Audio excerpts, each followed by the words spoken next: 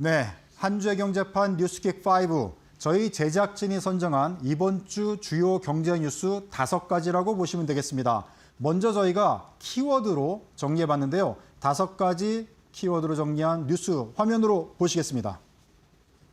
네, 하나씩 나오고 있는데요. 롤러코스터, 위기의 화이트 칼라, 드디어 내린다, 중동 리스크, 중동의 방패. 자, 이렇게 저희가 키워드로 한번 먼저 정해봤습니다. 그러면 첫 번째 저희가 선정한 롤러코스터 어떤 뉴스인지 큰 화면으로 보시겠습니다. 네, 큰 화면으로 준비가 안 됐나요? 롤러코스터. 자, 지금 국내 증시가 전쟁으로 인해서 미국과 이란 전쟁으로 인해서 이번 한 주간 정말 힘든 한 주를 보냈습니다. 역대 최저 폭락을 기록했다가 다시 급등을 했고 오늘은 다행히 또 소폭 상승 마감을 했는데요. 한국 증시 전례 없는 롤러코스터 장세를 보이고 있습니다. 자, 천당과 지옥으로 갔다 이렇게 표현해도 과언이 아닌데요. 관련해서 전문가를 전화로 연결해서 좀 이번 주 증시 자세히 분석하고 다음 주 시장 전망도 해보도록 하겠습니다. 자, 앞서 제가 잠깐 말씀드린 대로 정해창 대신증권 리서치센터 선임연구원 전화로 연결돼 있는데요. 정 연구원님 안녕하십니까? 예, 안녕하십니까? 네, 이번 주 참 바쁘시고 고생 많으셨을 것 같은데요. 자, 한 주간 우리 증시 정말 폭락했다가 급등하고 오늘은 다행히 소폭 상승 마감을 했는데 일단 이번 주 증시 어떻게 보셨는지 총평으로 한 말씀 부탁드리겠습니다. 예, 우선 이번 주 투자자분들 모두 정신없는 한 주를 보내셨을 것 같습니다. 사실 원래 지정학적 리스크로 인해서 변동성이 증가가 되는 경우에 일반적으로는 단기에 이런 이슈를 해소하는 모습을 보이는데 이번 사태 같은 경우는 조금 다른 부분이 있었다고 보고 있습니다. 사실 지난 주말 사이에 이란 사태 초반까지만 해도 이제 하메니가 단기에 사망함으로써 사태가 금방 종식될 것으로 대부분의 전문가들이 전망을 했었는데요. 그러나 그 이후에 이란 혁명수비대가 이제 결사항전의 의지를 다지면서 실제로 사실상 호르무즈 해협이 봉쇄가 되었고요. 이어서 장기화 및 에너지 공급망 우려가 이제 시장의 심리를 흔들면서 사실 이 심리가 뒤집힌 거죠. 원래 단기에 끝날 것으로 예상을 했다가 장기화 우려가 이제 유입이 되는 과정에서 변동성이 더 크게 확대가 되었다라고 보고 있습니다. 거기에다가 이제 코스피의 변동성이 유독 컸던 이유는 2026년 들어서 코스피가 이제 글로벌 증시를 아웃퍼폼했는데 시가 대비해서 50% 두달 동안 급등을 했었습니다. 이 와중에서 이제 이란 사태가 트리거가 되면서 그동안 누적됐던 상승에 대한 피로가 한 번에 분출돼 과열 해소가 나타났다라고 보고 있고요. 사실 과거 서킷 브레이커가 걸릴 정도의 이런 하락 사례들을 보면은 서킷 브레이커가 발동된 날이 저점을 이제 형성을 하면서 반등하는 추세들이 통계적으로 나타났습니다. 그리고 그동안 코스피 대비 부진했던 이제 코스닥의 아웃퍼폼에 또 오늘이나 어제 같은 경우는 주목을 해야 된다고 생각을 했는데요. 사실 오늘도 코스피는 이제 글로벌 증시의 호조세에도 불구하고 결국 양전하면서 마감을 했습니다. 시장이 이번 주 변동성이 겪으면서 학습 효과가 이제 유입이 된 이후에 이제 다시 심리적으로 회복을 하는 국면에 들어왔지 않을까라고 생각을 하고 있습니다.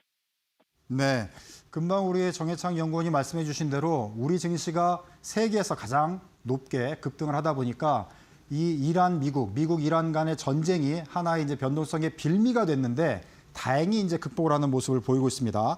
자, 그러면 이 전쟁 변수가 다음 주 우리 증시에 어떻게 영향을 미칠지가 가장 큰 관심사인데요. 전체적으로 일단 먼저 다음 주 증시 어떻게 보시는지 전망을 한번 해주시죠. 예, 아무래도 변동성 측면에서 일단 다음 주나 이제 3월달 중에는 이란 사태의 향방이 증시에 영향을 미칠 수밖에 없다고 생각을 하고 있습니다. 다만 현재로서 전망보다는 대응이 중요한 상황이라고 생각을 하고 있고요. 그러나 저희가 집중해야 되는 것은 이란 같이 미국 모두 이제 현재로서 이 사태가 장기화되는 것은 부담이 되는 상황입니다. 그렇기 때문에 이제 협상을 통한 진상 완화가 결론적으로는 합리적인 시나리오를 보고 있고요. 다만 협상이 물밑에서 일어나는 과정에서 협상력을 높이기 위한 강경 발언과 무력 행사가 나타나는 동안 단기 변동성은 불가피하다고 생각하고 있습니다.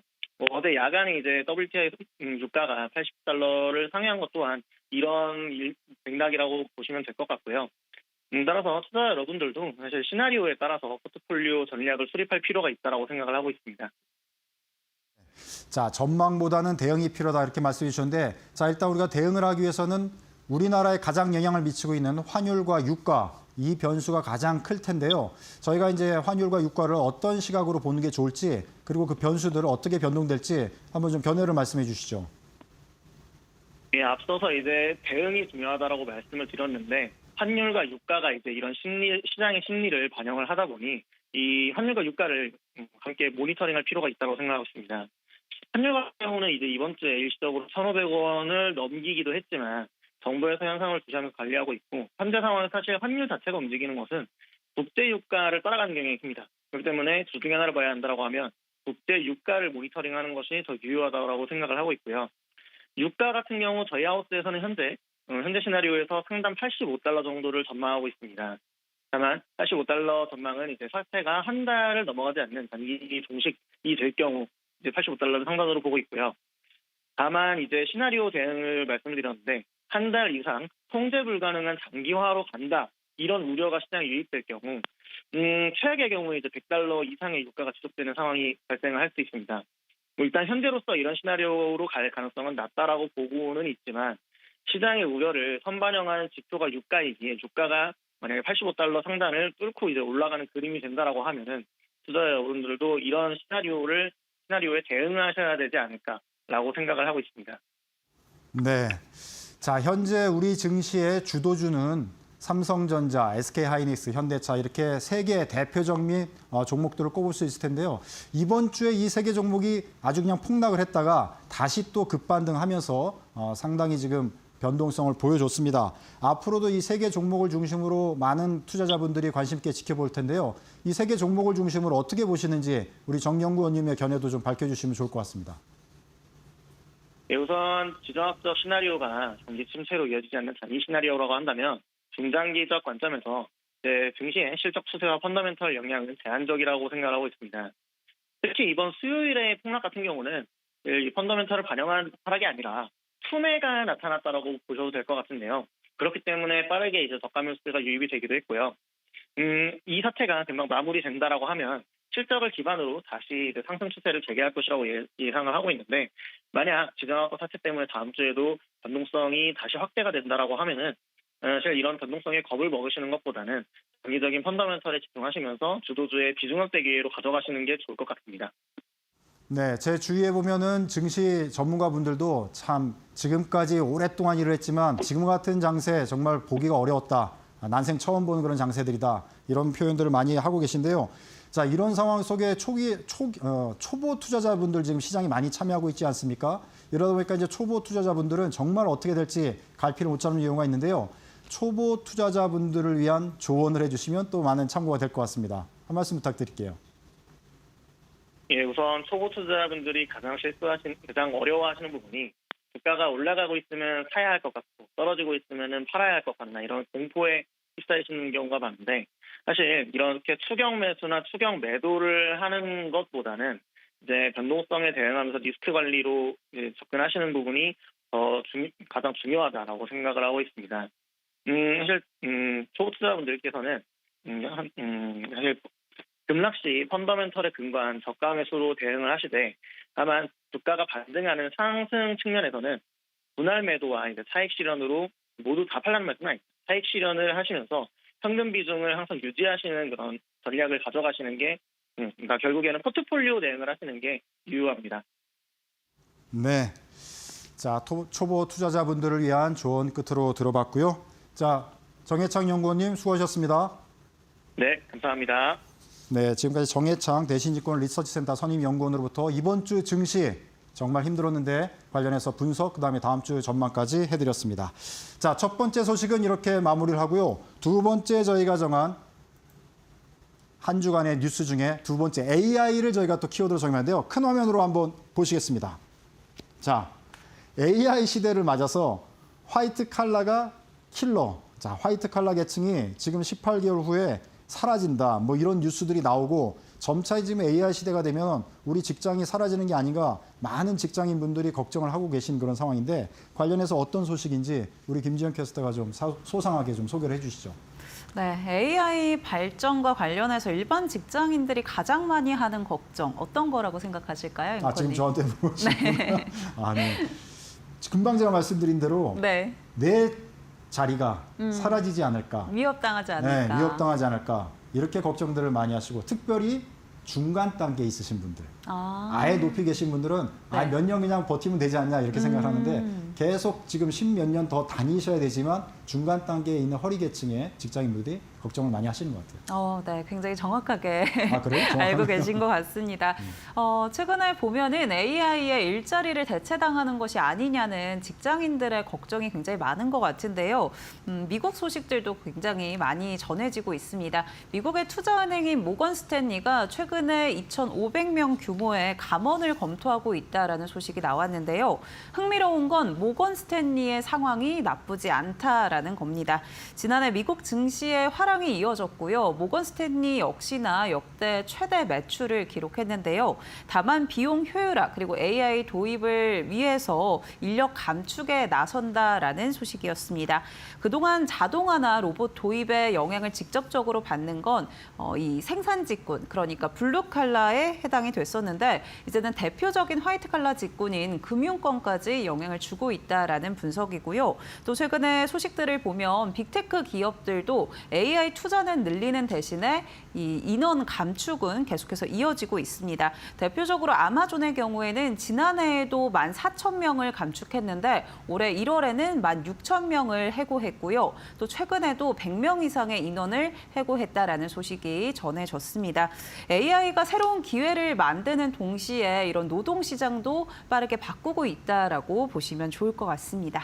네, 자 이렇게 뉴스가 나오고 또 김조 캐스터 소식을 전해주셨는데 네. 우리 김 캐스터가 보실 때는 실제로 AI 시대가 됐을 때 화이트 컬러 계층이 정말 이제 사라질 것인지 어떻게 보시나요, 개인적으로? 저도 아무래도 영향을 좀 받아가지 않을까라는 생각이 들고요. 사실 제 일만 하더라도 아나운서가 AI에 대체될 수 있다라는 그런 불안감도 있는 것 같습니다. 네. 또 주변에서 보더라도 이제는 좀 공무원이 오히려 기회가 되지 않을까라고 생각하시는 분들도 있더라고요. 네.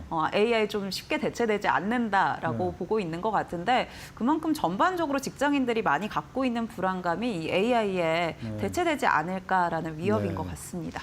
자 이제 저도 이제 첨언을 한 말씀 드리면은 제 생각은 AI 시대가 되면 지금의 기존의 직장은 좀 대체가 되면서 물론 사라질 수도 있겠지만 새로운 직업군들이 생기면서 전체적인 어떤 직업군의 그거는 나중에 좀 시간이 흘렀을 때 큰 변화는 결국 없을 것 같다. 그러니까 대비를 해야 된다. 이런 관점으로 보면 좋지 않을까. 이런 생각이 들더라고요. 과거에도 저희가 이제 인터넷 시대, 정보통신 시대가 되면서 비슷한 우려가 있었는데 네. 그게 직업군이 대체가 돼서 어떤 산업이 만들어진 거지 또 일자리도 그렇고요. 그래서 우리가 이제 대비하는 그런 마음이 또 사실 필요하지 않을까 이런 생각을 해봤습니다. 자, 두 번째 소식은 이렇게 정리를 해보고요. 자, 세 번째, 드디어 내린다. 저희가 이렇게 키워드를 정해봤는데 어떤 소식인지 화면으로 만나보시겠습니다. 자, 드디어 뭐가 내릴까요? 자, 서울 아파트 가격 지금 그래프로 보시면 상승률이긴 한데 상승률의 폭이 지금 낮아지고 있습니다. 자, 강남과 용산 같은 경우는 지금 마이너스로 돌아서기도 했습니다. 전체적으로 서울이 아직 마이너스까지는 가진 않았는데 전체적으로 상승세 오름폭이 꺾였고 곧 마이너스로 갈 수도 있다. 이런 전망까지 나오고 있는데 관련해서 이지은 기자가 좀 자세히 전해 주실까요? 네, 제가 조금 더 설명을 해드리자면요. 서울 아파트 가격 상승률이 6개월 만에 가장 낮은 수준을 기록했습니다. 강남, 서초, 송파 등 강남 상구와 용산구는 2주 연속 하락세를 이어갔습니다. 그동안 풍선 효과 우려가 제기됐던 서울 외곽 지역도 상승폭이 줄면서 시장이 점차 진정되는 모습입니다. 한국부동산원에 따르면요. 서울 아파트 값은 전주 대비 0.09% 상승했습니다. 다만 상승폭이 0.02%포인트 축소되면서 5주 연속 둔화세를 이어갔습니다. 지난주 하락 전환한 강남 상구와 용산구는 이번 주에도 하락 흐름을 유지했습니다. 강남구는 전주 대비 0.07% 하락하며 낙폭이 소폭 확대됐고요. 송파구와 용산구 역시 하락폭이 커졌습니다. 전문가들은 강남권과 용산의 하락 흐름이 당분간 외곽 지역으로 확산될 가능성도 있다고 보고 있습니다. 다만 오는 5월 9일 양도소득세 중과 시행 이후 매물이 잠길 경우에 현재의 조정 분위기가 지속될지는 불확실하다는 전망도 나오고 있습니다. 네, 자 이런 상황인데 이 기자는 개인적으로 어떻게 전망하십니까? 일단은 현재 아파트값 상승세가 꺾였다기보다는 상승폭이 좀 둔화가 되고 있고 그렇기 때문에 단기적으로는 조정 횡보 국면에 들어간 모습으로 보이고요. 5월에 양도소득세 중과로 매물이 잠긴다는 그런 전망도 있기 때문에 앞으로 시장 흐름을 조금 더 지켜봐야 하지 않을까 생각됩니다. 네. 자, 급격한 하락은 아닌 것 같고 계속 조정은 받을 것 같다. 이게 이 기자님의 견해이신 것 같은데 하여간 지금 집값 모든 이들이 지금 관심을 보이고 있는데 어떻게 변화 보일지 유의 깊게 계속 살펴보면서 대응 전략을 짜가야 될 것 같다는 생각이 듭니다. 자, 세 번째 소식 이렇게 마무리하고요. 네 번째 저희가 중동 리스크 키워드로 잡아봤는데요. 어떤 소식인지 큰 화면으로 보시겠습니다. 자, 나왔습니다. 아까 저희가 이제 유가 소식도 전해드리고 했는데 자, 글로벌 시장, 글로벌 경제에 정말 큰 리스크, 큰 변동성을 주는 대형 어떤 사태가 터졌습니다. 자, 미국이 지금 이란을 공습하고 지도자를 사실상 제거를 하고 다음 지도권으로 예상되는 그 강경파들이 누구든지 집권을 하게 될 경우는 자, 트럼프가 직접 워딩을 이렇게 말을 했습니다. 결국 죽는다. 상당히 섬뜩한 표현까지 했는데 이러다 보니까 지금 중동 정세에 대해서 상당히 변동성이 쉽게 사라지지 않겠다 이렇게 보는 견해들이 많아지고 있습니다. 자, 김주영 캐스터가 좀 소식을 전해주실까요? 네, 최근에 전 세계가 주목하는 이슈죠. 바로 미국과 이란의 전쟁입니다. 벌써 7일째 이어지고 있는데요. 그동안 핵 협상을 둘러싸고 미국과 이란의 갈등이 이어지다가 지난 주말에 미국과 이스라엘이 이란에 대한 합동 공습을 시작했습니다. 이란도 곧바로 반격에는 나섰지만 공습 첫날 최고 지도자죠. 아야톨라 알리 하미네이의 이 사망 소식이 전해졌고요. 현재는 차기 지도자를 선출하는 과정이 진행 중입니다. 이런 가운데 트럼프 대통령의 강경 발언들이 이어지고 있는데요. 앞서서 앵커님도 이야기해 주셨지만 이란의 지도자가 되려는 사람은 결국에는 죽는다라는 발언을 했습니다. 그러니까 차기 지도자가 반미 기조를 이어가고 또 핵무기 개발을 지속한다면 또다시 참수 작전이 이뤄질 수 있다라고 경고를 한 거고요. 또 여기에 후계자로 거론되고 있는 하메네이의 차남 모즈타바 하미네이 역시도 받아들일 수 없다라고 이야기를 했고 선출 과정에 직접 개입할 수 있다라는 가능성을 시사하기도 했습니다.